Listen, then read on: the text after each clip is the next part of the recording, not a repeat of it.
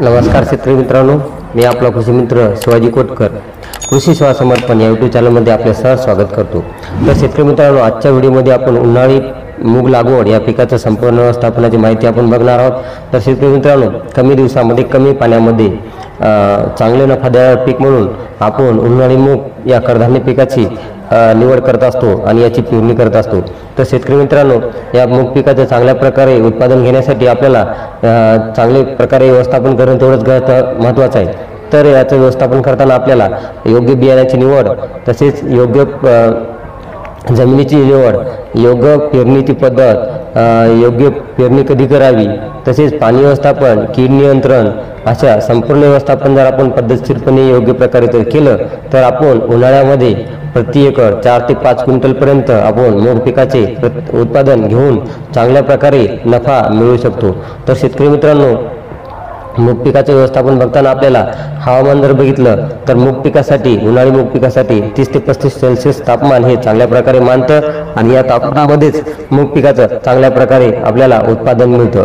तर शेतकरी मित्रांनो, तसेच मूग पिकाचा पेरणीचा कालावधी जर बघितला तर फेब्रुवारीच्या 15 तारखेपासून तर मार्चच्या 15 तारखेपर्यंत आपण या मूग पिकाची पेरणी ही करत असतो आणि अशा कालावधीमध्ये आपण आपल्या मूग पिकाची पेरणी करायची आहे। तसेच मूग पीक हे 3 महिन्यांमध्ये काढणीस येतं व 7 दिवसामध्ये 65 दिवसामध्ये हे चांगल्या प्रकारे पक्व होण्यास तयार होते। तर शेतकरी मित्रांनो, आपण आपल्या जमिनीची निवड करताना मूग पिकाच्या पेरणीसाठी, उन्हाळी मूग पिकाच्या पेरणीसाठी जमिनीची निवड करताना चांगली भारीची, मध्यम तसेच योग्य प्रकारे पाण्याचा निचरा होणारी जमीन आपण आपल्या मूग पिकासाठी निवडायची आहे।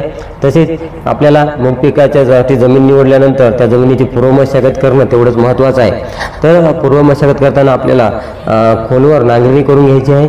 खोलवर नांगरणी केल्यानंतर शेणखत असल्या 2 ते 3 टाल्या प्रति एकर शेणखत टाकून त्याला वखराच्या सहाय्याने 2 ते 3 पाळ्या देऊन योग्य प्रकारे पाणी देऊन आपण नंतर ती जमीन पेरणीसाठी, मूग पेरणीसाठी तयार करून घ्यायची आहे। तर मशागत पूर्व मशागत केल्यामुळे काय होतं, आपण मूग पेरणी केल्यानंतर आपल्या मूग पिकाच्या मुळ्या चांगल्या प्रकारे खोल जाऊन चांगल्या प्रकारे अन्नद्रव्य घेतील आणि चांगल्या प्रकारे आपल्या मूग पिकाची वाढ होईल आणि चांगल्या प्रकारे आपल्याला उत्पादनात वाढ होईल। त्याच्यामुळे आपल्याला पूर्व मशागत ही आपल्या मूग पिकाची करणं तेवढंच गरजेचं आहे। तर शेतकरी मित्रांनो, त्यानंतर आपल्याला चांगल्या बियाण्याची निवड करायची आहे। तर चांगल्या प्रकारे बियाण्याची निवड करताना, चांगल्या जातीची निवड करताना आपल्याला अवस्थी या जातीची निवड करायची आहे। तसेच ग्रीन गोल्डची एक व्हरायटी आहे, तिची निवड करायची आहे, किंवा वैभव नावाने एक व्हरायटी तिची अशा या तिन्हीपैकी कुठल्याही एका जातीची आपण बियाण्याची निवड करायची आहे। तसेच त्या निवडलेल्या बियाण्याला आपल्याला बीज प्रक्रिया करणं तेवढंच गरजेचं आहे। कारण पेरणीनंतर आपलं पीक हे रोपावस्थेमध्ये असताना आपल्याला त्याला कीटकापासून किंवा बुरशीजन्य रोगापासून, कीड नियंत्रणापासून, रशीची किडीपासून त्याचं नियंत्रण करण्यासाठी आपल्याला त्याची बीज प्रक्रिया करणं तेवढंच गरजेचं आहे।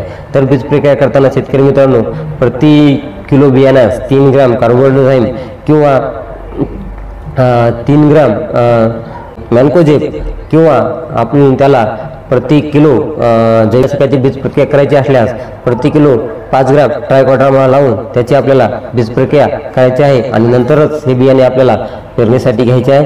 तर शेतकरी मित्रांनो, त्यानंतर आपल्याला करताना पेरणीआधी आपल्या जमिनीला पाण्याने भिजवून घ्यायचे आहे। नंतर वापसा झाल्यानंतर आपण त्याच्यामध्ये टिपणीच्या सहाय्याने पेरणी करायची आहे। तर पेरणीसाठी बियाणे घेताना आपल्याला प्रति किलो 5 ते 6 किलो प्रति एकर बियाणे आपल्याला मूग पिकाचे घ्यायचे आहे। त्यानंतर आपल्याला पेरणी ही टिपणीच्या सहाय्याने करायची आहे। 2 ओळीतील अंतर 30 सेंटीमीटर आणि 2 झाडाचे अंतर 10 सेंटीमीटर राहील।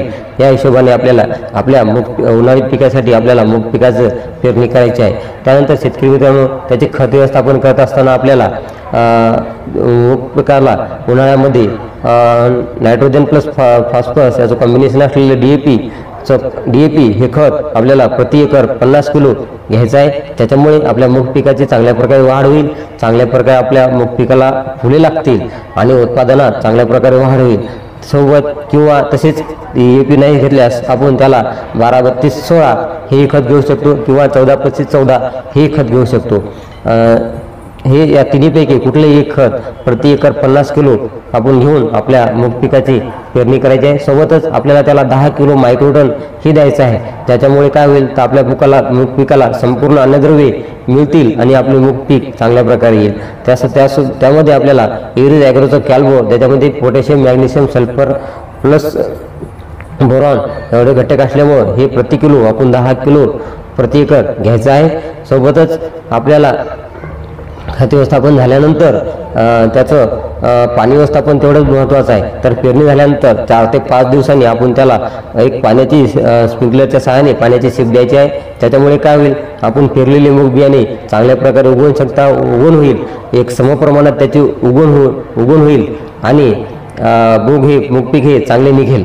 त्याच्यामुळे त्यानंतर पाणी व्यवस्थापन बघताना आपल्याला मजुरीच्या मगदुराप्रमाणे 7 ते 8 दिवसाच्या अंतराने आपल्याला पाण्याच्या 5 ते 6 ते 7 पाळ्या आपण आपल्या जमिनीच्या हिशोबाने आपण आपल्या मूग पिकात द्यायच्या आहे। तसेच फुले लागताना आणि शेंगा भरताना आपल्याला पाण्याचा ताण हा जमिनीला पडू द्यायचा नाही आहे।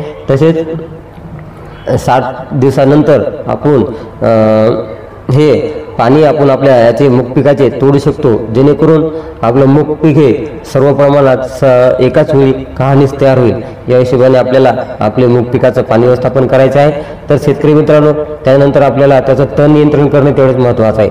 तर तण नियंत्रण का करणं महत्त्वाचं आहे, कारण उन्हाळ्यामध्ये पाणी ते आपण आपल्या पिकाला पाणी देत राहतो आणि चांगल्या प्रकारे व्यवस्थापन करत असतो। त्याच्यामुळे खत दिल्यामुळं पाणी दिल्यामुळं आपल्या पिकाबरोबरच मूग पिकाबरोबरच तण ही स्पर्धा करत राहतं आणि त्याच्यामुळं आपल्याला आपल्या उत्पादनात घट येते।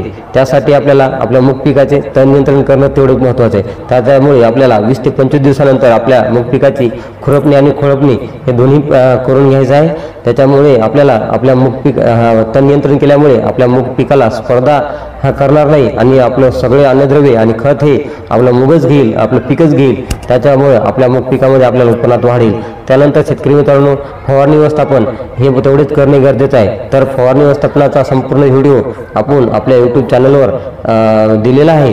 तर हा व्हिडिओ आम्ही त्याची लिंकही आपल्या डिस्क्रिप्शनमध्ये दिलेली आहे।